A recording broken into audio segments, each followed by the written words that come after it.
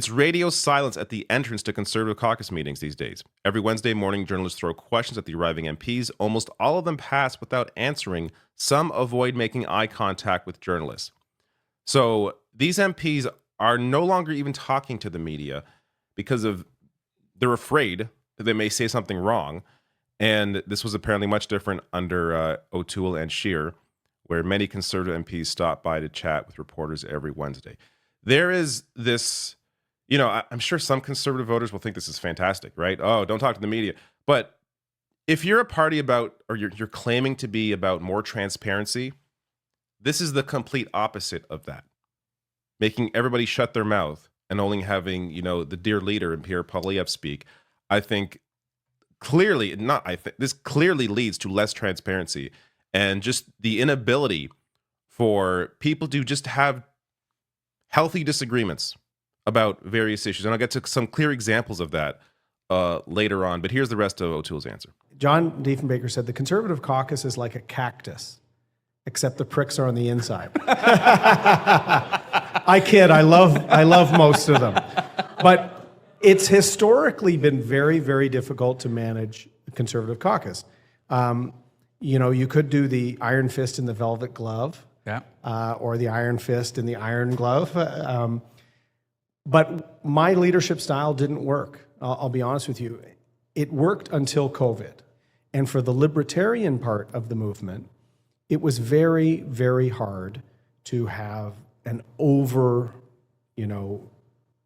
exertive state.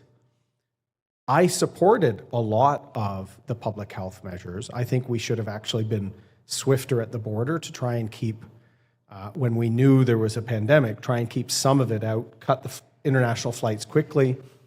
But I didn't want us ever criticizing public health officials or premiers. So I had tons of times where I had Ontario Conservative MPs that wanted to do press conferences against Doug Ford. And I was stopping them saying, we're running against Justin Trudeau, right? And there are provincial cousins. So I said, put the country first. This is about getting through this health crisis.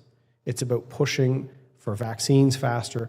That seemed to work early on, but some of the fatigue from lockdowns, the isolation that we all know people in our families that it has impacted, and then some of the misinformation on health, whether it was ivermectin or all these things that popped up, as you probably all saw on your social media feeds, MPs felt they had to advocate for some of these things. And I always said, you're not a physician, you're somebody's constituency MP. Your responsibility is to help work with the officials to get us through.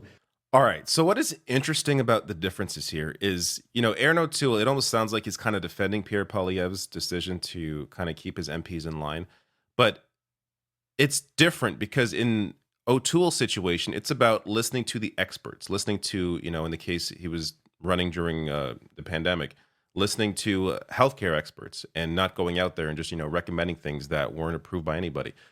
In the case of Poilievre, the way he is running his caucus, it is actively damaging Conservative MPs' own constituents. So I'll get to a few examples, but as CBC writes here, Conservative Party staffers keep a close eye on MPs' activities, who's talking to reporters, who's deviating from the party line, who's fraternizing with MPs from other parties. Journalists have spotted party staffers taking notes, and sources say these activities are reported to the leader's office. So everything you do as a Conservative MP is tracked and watched and reported. Quote here from one of those sources: to be a good MP, it's important to build relationships with colleagues from other parties. That's how Parliament works best for Canadians. But the leader's office won't let us. So purposely keeping MPs away from other party members is bizarre and, more akin to something like an authoritarian regime than anything else.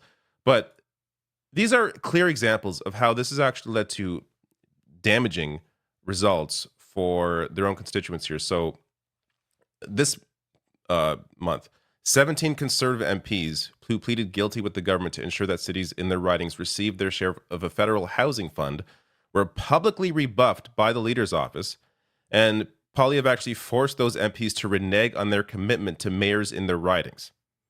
So even though this would help people, he forced their MPs to renege on what they were trying to get because it would, in the mind of Poilievre, clearly would help the Liberals because you're signing on to something that the Liberals want to do. Which also goes to the recent passing of the pause on sales tax for a couple of months that the NDP signed on to, and that's why it was able to pass. Both Liberals and NDP passed it.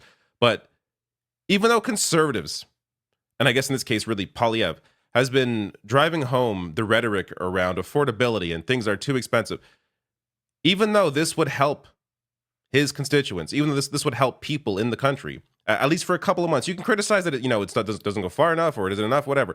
But even though this would help people directly, he's against it. Now, to me, that just it showcases how full of crap the party is. Because if you're going to be hammering about the carbon tax, which, as I've discussed in other videos, really does not have much of an impact on anybody, at least, especially if compared to this pause on tax for a couple of months, which will save you more money than axing the carbon tax will. If you're so focused on axing a tax, why are you not for this one? It exposes that all of this is just about playing politics, which, anyone following this closely before, it was already clear. And to be clear, all parties play politics to an extent.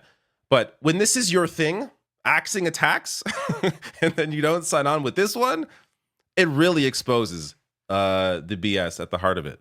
One of the biggest issues that I run into when researching a story is knowing if I'm getting the full picture. So having quick access to a variety of sources and their political leanings helps out quite a bit. That's why I use Ground News. So Ground News is an app and website that brings together related stories in one place to highlight important perspectives often overlooked in mainstream media. Every story comes with a visual breakdown of the political bias, reliability, and ownership, all backed by ratings from 3 independent news monitoring organizations. For example, when Elon Musk and Vivek Ramaswamy were given the reins to reshape the US federal government, you can see how many sources covered it, along with their political leanings and the overall bias distribution. And then you can actually go and see how differently it was covered depending on the source. Right-wing outlet Breitbart called it the plan to drain the swamp, while left-leaning PBS NewsHour detailed the potential pitfalls. Go to ground.news/Rational National or scan the QR code for 50% off their unlimited access Vantage plan. This is a limited time Black Friday sale. Another example, another conservative MP said that, discussing the Quebec City Tramway project, that we won't start undoing contracts, we'll respect them. But a few hours later, he was forced to retract his statement after Poilievre told him to. So again, these are things that could potentially help people in these ridings. And it's all about keeping a steady line, keeping everybody in line. And regardless of how it may impact actual people, keeping everybody in line and on message, and really just playing politics as opposed to looking at politics as a vessel to actually help people. I want to get to the last clip here. This last clip to me is the most interesting one because this goes to, so the question asked to Erin O'Toole here is, name one negative thing about Pierre Poilievre. Again, O'Toole kind of sidesteps, but not really, because this is I guess you could say, the warning or the advice that he gives Poilievre. I've said I don't like the F Trudeau flags. I don't like some of the polarization, and I've called my own side out on it. Pierre will have to be very careful with the base. And I agree with you. Pierre is very talented. He's kind of grown up in politics. And he is the first politician in Canada that I think really understood how to get his message out through a range of channels. Trudeau was, very popular in 2015 on Facebook, but it was because he was well known before he was elected, right? Like guys like you and I and Pierre, no one knew us until you become an MP, and then you have to get known. Pierre was the first that was really able to harness social media from YouTube to everything else, and to develop an audience and to speak to it. Very, very crafty and intelligent. But that could also be a bit of a weakness because social media is not real life. It is curated, it is manipulated. And so, something that was huge years ago, like crypto, he had a huge following on crypto, crypto bros and all that sort of stuff. That goes down in a few years. And so sometimes building up that audience can make you